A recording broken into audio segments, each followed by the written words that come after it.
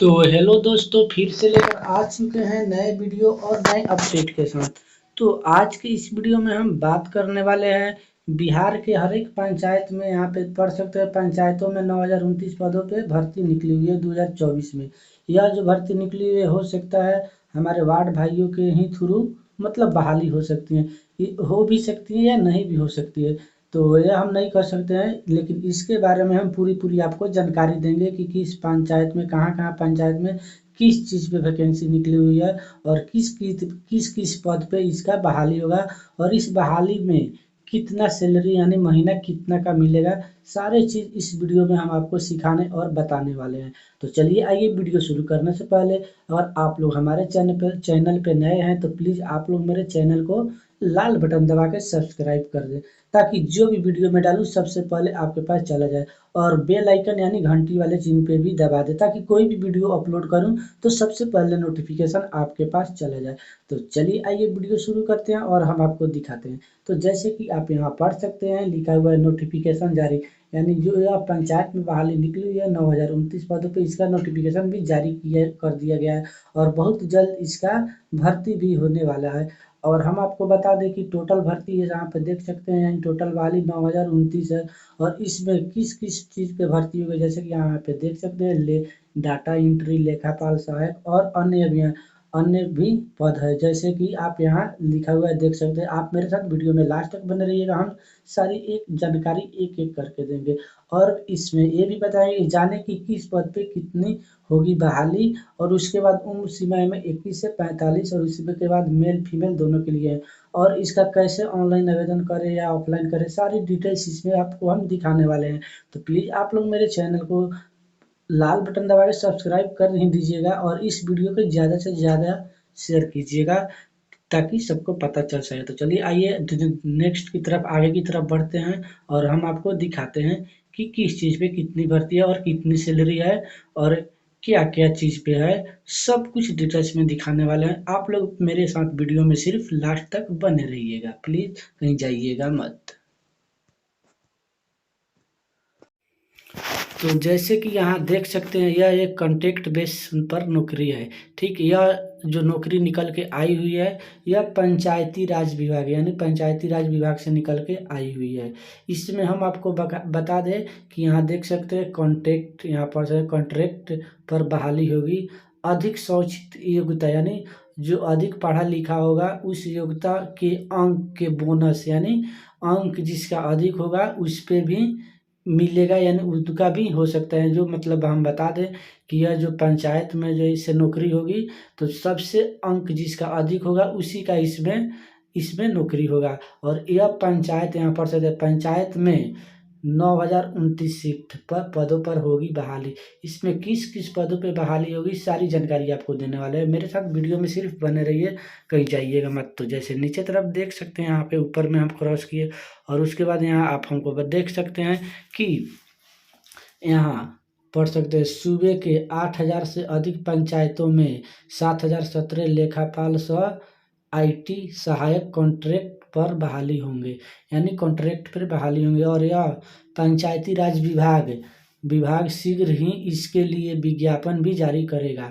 2 महीने में चयन कर लिया जाएगा, यानी यह जो बहाली निकल के आई हुई है, यह 2 महीने के अंदर ही चयन कर दिया जाएगा। इसमें आपको हम बता दें लेखापाल सह आईटी सहायक का है, जो कि नौकरी लगने के बाद 20,000 का वेतन यानी तनख्वाह 1 महीने में 20,000 का मिलेगा।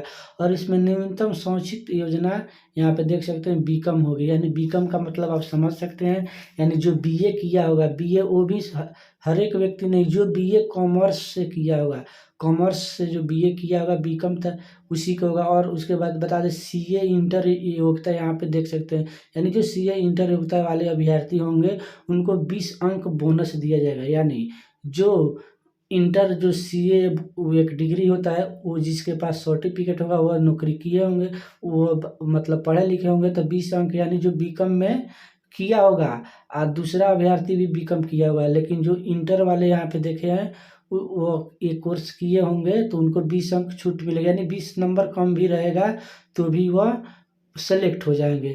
तो इसमें देख सकते हैं नीचे भी लिखा है चयनित कर्मियों के 3 माह में और मेरे साथ नीचे तक बने रहिए, हम बता रहे हैं यहाँ पे आपको।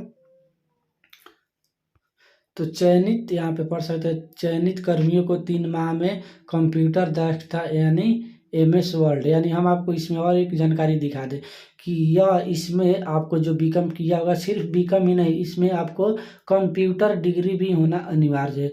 जो कि कंप्यूटर डिग्री आपके पास सर्टिफिकेट है, तभी इसको आप मतलब इस नौकरी को अटेंड यानी इसमें कर सकते हैं। इसमें भी कंप्यूटर में आपको क्या क्या मतलब आपको आना चाहिए ये भी लिखा हुआ है। आप देख सकते हैं कंप्यूटर में दक्षता है कि एमएस वर्ड आपको, एमएस वर्ड उसके बाद एक्सेल और टैली आदि के मतलब जानकारी करनी होगी। इसके लिए राज्य स्तर पर आवेदन आमंत्रित किए जाएंगे। विभाग के अपर मुख्य सचिव महिर कुमार सिंह ने बुधवार को प्रेस कॉन्फ्रेंस में यह जानकारी दी। उन्होंने कहा कि 326 यहाँ देख सकते हैं, ठीक।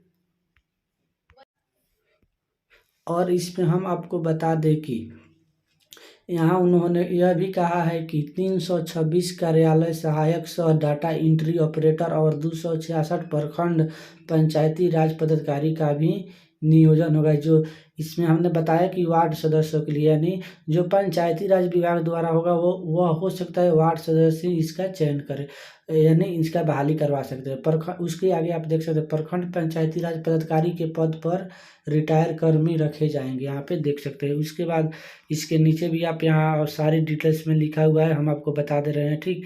जैसे कि किस किस पद पे होगी, तो यहाँ देख सकते हैं पद और संख्या। इसमें बता दें कि लेखापाल सह आईटी सहायक यानी 7017 सीट है।